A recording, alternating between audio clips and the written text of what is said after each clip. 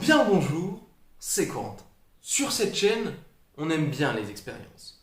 Donc je vais vous raconter l'histoire de Nicolae Minovici, un médecin légiste et criminologue né en 1868 qui a voulu connaître les sensations de la pendaison. En gros, il était posé comme ça, il s'est dit tiens, mais qu'est-ce que ça fait de se pendre? Alors la question peut se poser, mais de là à la réaliser, lui il l'a fait. Mais attention, Nicolae c'est pas un petit joueur, hein. Il n'a pas réalisé cette expérience une fois, il a réalisé cette expérience 12 fois, et à chaque fois avec des manières différentes de se pendre. Rien que ça. Bien sûr, ce que je vais vous raconter là, c'est à ne surtout pas reproduire. N'oubliez pas que Nicolae c'est quand même un médecin légiste et que lui il veut des résultats concrets. Il lui fallait donc des mesures.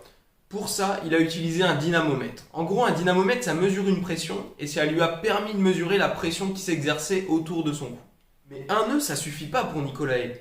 Il lui fallait expérimenter plusieurs nœuds qui sont tous différents. Et c'est là qu'on voit que cette idée devait lui trotter dans la tête depuis des années et que c'est parti un peu loin et que ça déborde même un peu sur la folie.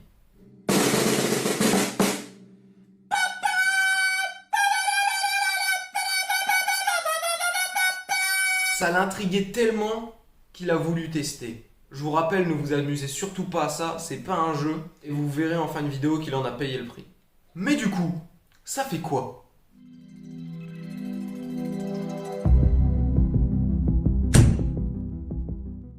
Eh bien, d'après les résultats de son expérience, il a eu des troubles de la vision, forcément, sa peau qui a changé de couleur, et ses oreilles qui ont commencé à bourdonner.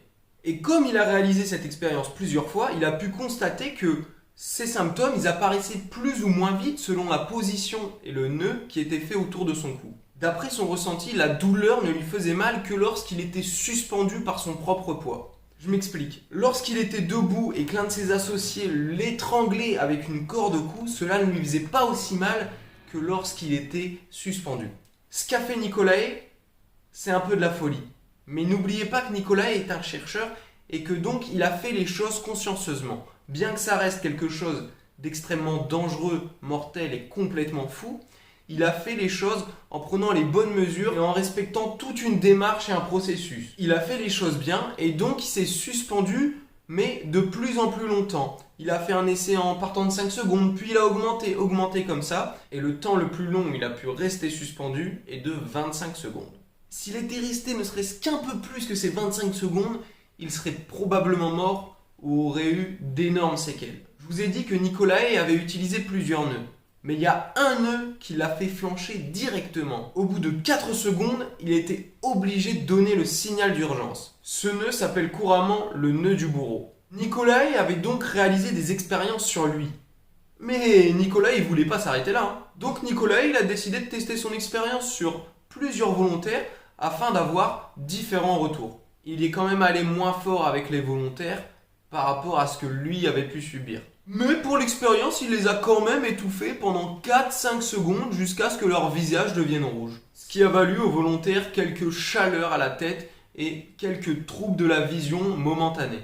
En plus d'être extrêmement dangereuse, cette expérience lui a valu de nombreux problèmes. Certes, il n'est pas mort juste après son expérience, mais pendant une durée d'1 mois après son expérience, à chaque fois qu'il avalait et mangeait quelque chose, il avait de fortes douleurs à la gorge.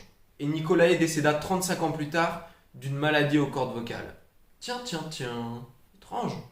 Nicolae Minovici était sacrément intrigué par cette expérience.